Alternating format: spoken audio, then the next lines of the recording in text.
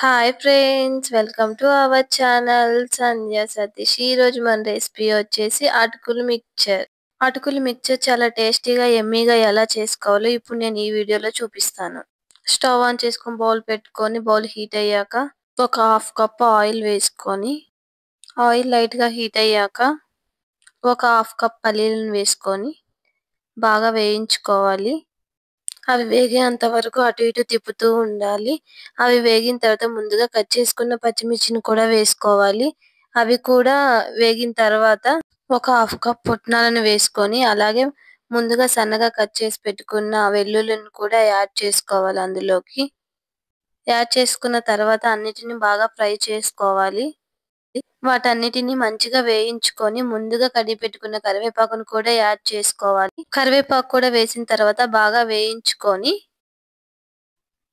కొంచెం పసుపు అలాగే కొంచెం కారం కూడా యాడ్ చేసుకొని వాటన్నిటికీ పసుపు కారం పట్టేలాగా వేయించుకొని ముందుగా జల్లెడ పట్టుకున్న అటుకులను ఇందులోకి యాడ్ చేసుకోవాలి.